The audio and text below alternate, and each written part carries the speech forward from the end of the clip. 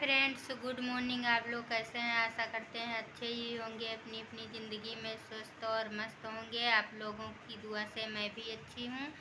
तो आप लोगों का हमारे चैनल में स्वागत है। मैं अभी एक न्यू कहानी सुनाऊंगी। अगर अच्छी लगे तो लाइक करना फ्रेंड्स, और कमेंट करके ज़रूर बताइएगा मेरी कहानियाँ कैसी लगती हैं।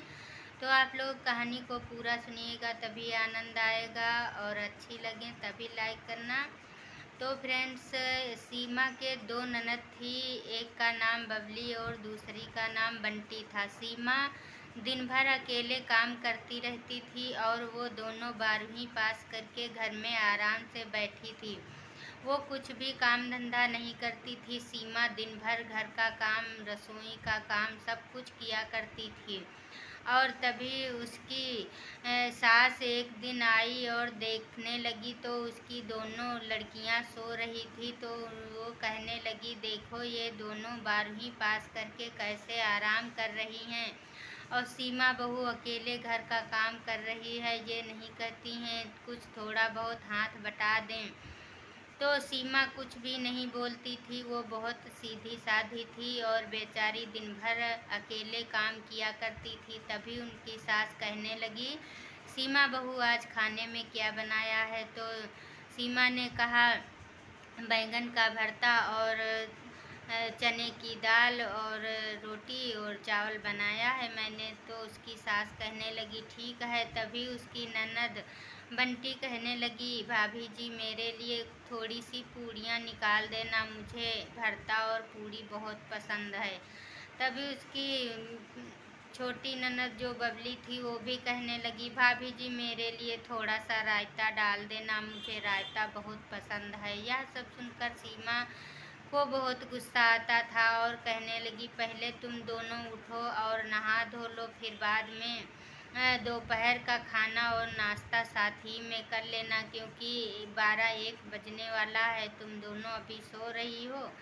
तो दोनों ने कहा, भाभी जी अभी मेरे नींद लग रही है, मैं अभी सोऊंगी। तो उसकी माँ यह सब सुनकर कहने लगी, ये नहीं है, अपने भाभी का थोड़ा सा हाथ बटा लें तो उसको भी आराम मिल जाए।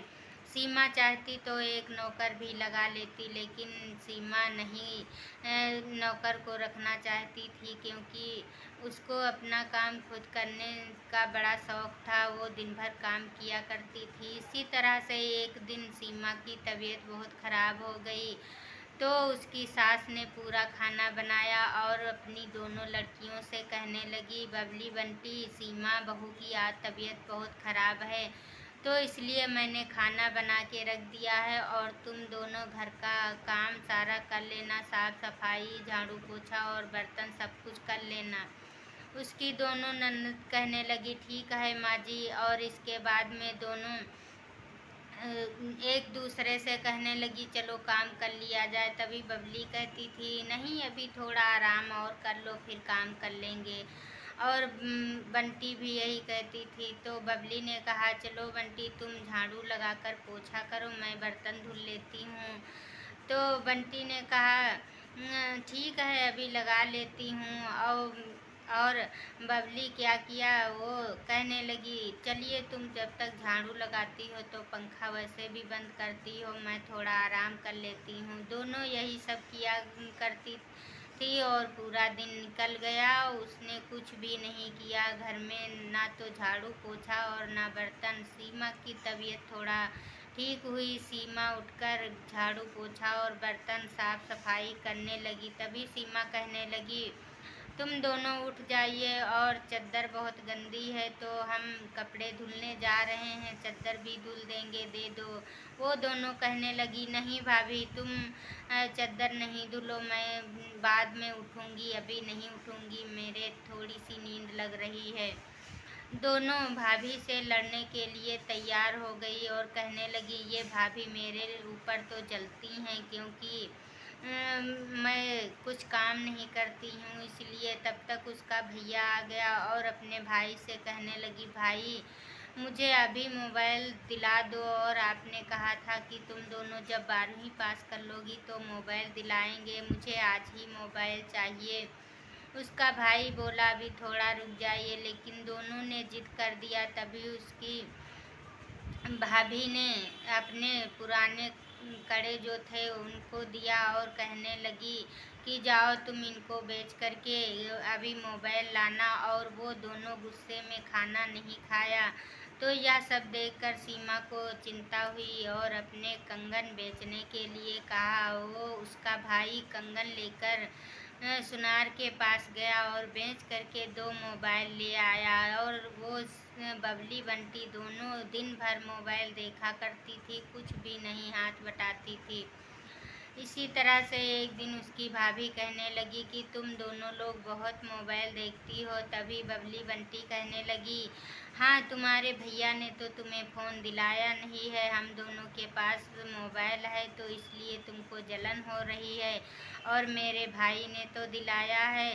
तभी उसका भाई कहने लगा, बबली बंटी तुम जानती हो मोबाइल किसने दिलाया है? मोबाइल तो सीमा ने ही दिलाया है, और अपने पुराने कंगन बेच करके दोनों लोगों को मोबाइल दिलाने के लिए मुझसे बोला, क्योंकि जब तुम लोग खाना नहीं खा रही थी मोबाइल के लिए, तभी उसको यह सब देखा नहीं गया और अपने कंगन देकर बेचवा करके और तुम दोनों को मोबाइल दिलाया है। तभी उसकी सास कहने लगी, बहू हो तो ऐसी हो, और तुम दोनों तो बिल्कुल मेरी बहू की कद्र नहीं करती हो।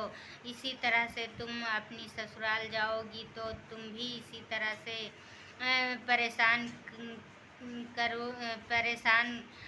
करेंगे तुमको भी सब लोग, तो इसी तरह परेशानी तुमको भी होगी। तभी दोनों ने अपनी भाभी से क्षमा मांगने के लिए तैयार हो गई और कहने लगी, भाभी तुम बहुत अच्छी हो और मैंने तो गलत ही समझा था, और आप तो मेरे लिए इतना सब कुछ करती हैं और मैं कुछ भी काम के लिए हाथ नहीं बटाती हूँ। तो उसकी सास ने दोनों को फटकारा और उसकी दोनों ननद ने भाभी से माफ़ी मांगी और अपने भैया से और अपने माँ से भी, और घर में अच्छे से काम धंधा करने लगी और अब बिल्कुल भी आलस नहीं करती थी। उसकी भौजाई भी खुशी हो गई और कहने लगी, कोई बात नहीं, तुम दोनों मेरी बहनों की तरह हो और मैं तुम्हें अपनी बहन की तरह मानती हूँ। यह सब सुनकर सब पूरी फैमिली बहुत खुश हुई। और तो दोस्तों इसी तरह से हिल मिल कर रहना चाहिए। ये नहीं है कि हमारे घर में एक दूसरी लड़की आ जाती है तो उसको दुश्मन की तरह माने, ऐसा नहीं है। वो हमारे घर की लक्ष्मी होती है, बहू होती है, उसकी कद्र करनी चाहिए। अगर तुम लोग बहू की कदर करोगे तो बहू कब नहीं करेगी कदर। तो आप लोगों को ये कहानी मेरी कैसी लगी आप लोग कमेंट करके ज़रूर बताइएगा। तब तक के लिए बाय बाय।